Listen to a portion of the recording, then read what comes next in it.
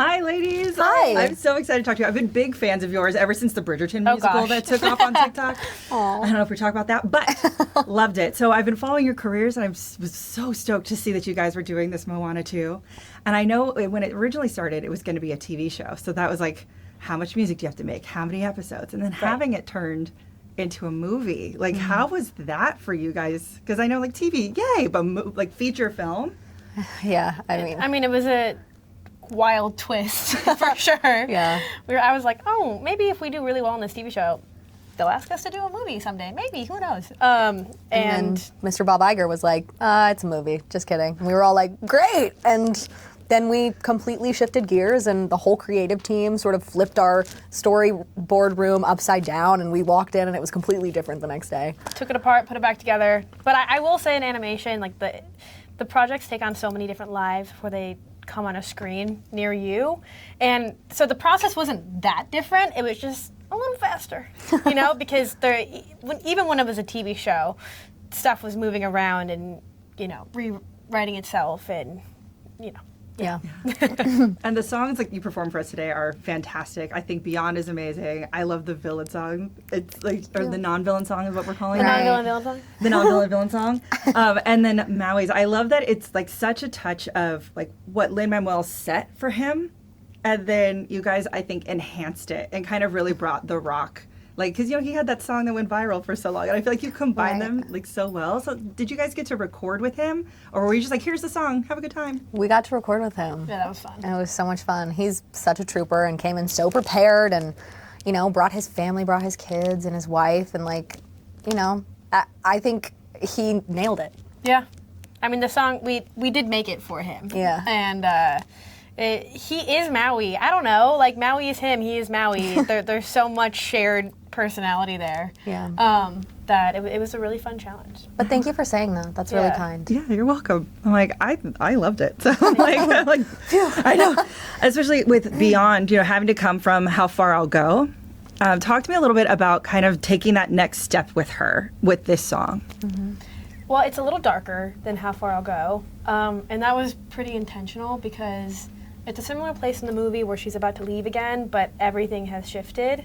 Like mindset, circumstance, everything. Because in the first movie, she could not get away fast enough. Like, she really needed to go find herself. She was so unhappy at home. And in this one, she's so happy. She has the life that she wanted in the first movie, and now she's being asked to sacrifice it all and leave everyone that she knows and she loves and her little sister who she has like such a deep connection to, and go on this crazy journey that no one's ever survived before. Like, that's scary. Mm-hmm. And she's 19, and if I was 19 and in that position, I would, yes, feel responsibility for my people, but I would be terrified. Mm-hmm. And she knows a lot more about the world now. She's seen bad, she's seen good, and that needed to kind of show in the music. So that was a long... No, it's true. It's true. And also the fact that, you know, it's still Auli'i, her voice. She is Moana. Moana is her. And so hearing her voice mature and grow over the past 7 years since we've heard from her last, we had so much to work with, you know. She really nailed it. She's singing Beyond. Yeah, and I love that it's a song about sacrifice. You know, she's sacrificing everything from home and leaving her family. And I feel like that's something as creatives that we do every day. Mm-hmm. So is there something you guys can share about like sacrifices you've had to make for your careers? So many.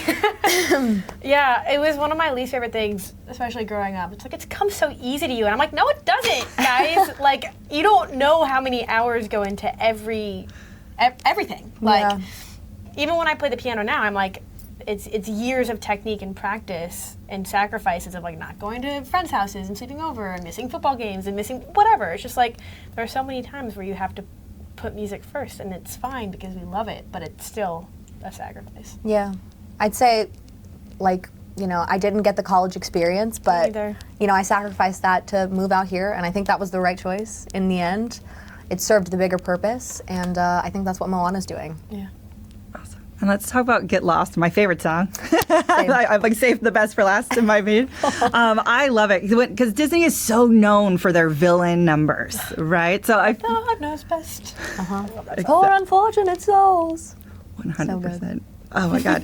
And this, I feel like, fits so well. It's so fun. So talk to me a little bit about like bringing this character to life, writing a villain song, and like, did you even think of it that way?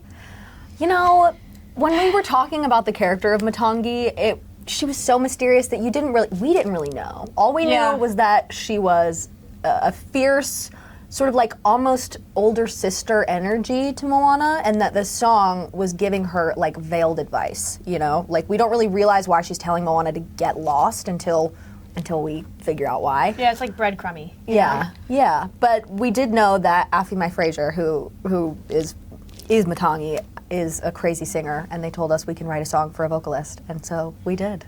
Yeah, I mean, she's very layered, and you never really know her intention, which I feel like needed to come through in song until we get to the bridge. And we're like, oh, maybe she's telling us something. And I feel like she shows like a little bit of what's really inside there. And she's also a diva. She's a showman, and that really needed to come through. And she's a new character, so we got to like kind of go into a different lane musically, and we went a little funky. Yeah. Probably because Beyonce. I love that. And then my last thing, I always love to do this, like pitch it for the audience, for those that maybe didn't see it in theaters, that were waiting for it to come to home video. Tell everyone why they should watch Moana 2. I think it puts you right back in the world that you know and love so much. I mean, Moana, the Moana universe now, is so beloved, and it's so rich in culture, and like, of course, we'd all love to be on an island in the middle of the Pacific somewhere, but you know, some of us live in Illinois,